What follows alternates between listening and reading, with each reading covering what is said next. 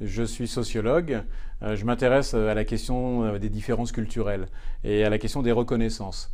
Sociologue et en même temps, en fait, au cours de mon existence professionnelle, j'ai travaillé en entreprise et je me suis attaché à intégrer, à recruter, à gérer des carrières de gens en fait qui ne ressemblent pas tout à fait à ce que nous sommes.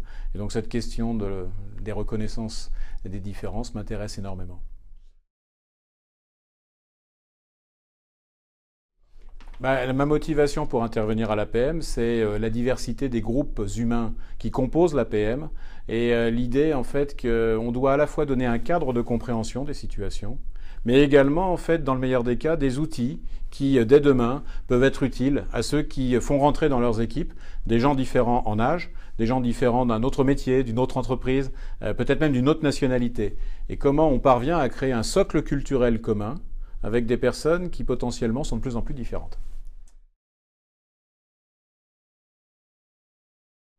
Ce que je pense pouvoir partager avec les dirigeants de l'APM, mais j'espère que c'est un apport, c'est mon triple ancrage, sociologue, donc homme de recherche en sciences sociales, mais également enseignant, au contact de public qui nous amène à nous casser les os de la tête, c'est-à-dire à nous inviter à repenser notre parcours de vie.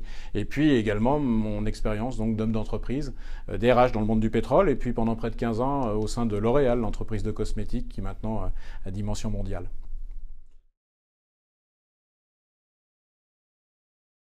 Oui, j'ai beaucoup insisté avec grand plaisir au sein donc du club Auvergne Nouveau Monde sur cette définition du talent. Pour moi, un talent, c'est quelqu'un qui nous étonne. C'est quelqu'un qui va être en situation de délivrer, de réaliser des choses. Attention, c'est pas un potentiel. Le potentiel, on suppose.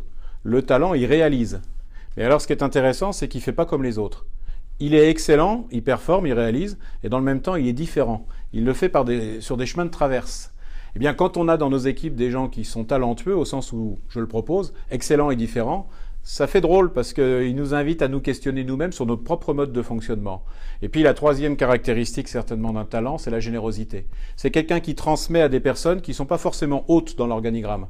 C'est quelqu'un qui passe du temps avec des gens qui en ont besoin. Et donc c'est quelqu'un qui d'une certaine manière existe dedans, dehors. Un talent, c'est quelqu'un qui nous demande de l'étonnement volontaire. C'est aussi quelqu'un qui souvent va voter avec ses pieds. Et ça, c'est un vrai enjeu pour le chef d'entreprise, et particulièrement pour le patron de PME. Comment tu fidélises, comment vous fidélisez des personnes qui de plus en plus ont un autre regard sur la carrière. Ils vont voter avec leurs pieds si jamais ils n'apprennent pas à apprendre.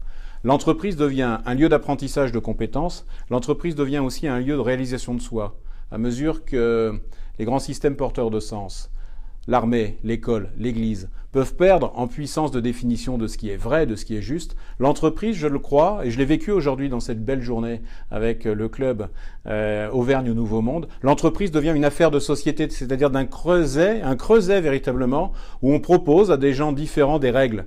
Et la règle, elle n'est pas seulement contraignante, la règle, elle peut être habilitante. Et donc je crois, moi, à ce que l'entreprise soit un lieu de construction de soi, peut-être même un lieu d'émancipation. C'est tout, je dirais, tout l'objet de mon intervention aujourd'hui et des nombreux échanges très nourris que nous avons eu la chance d'avoir donc autour de cette vie de club, autour de cette vie de club à l'APM.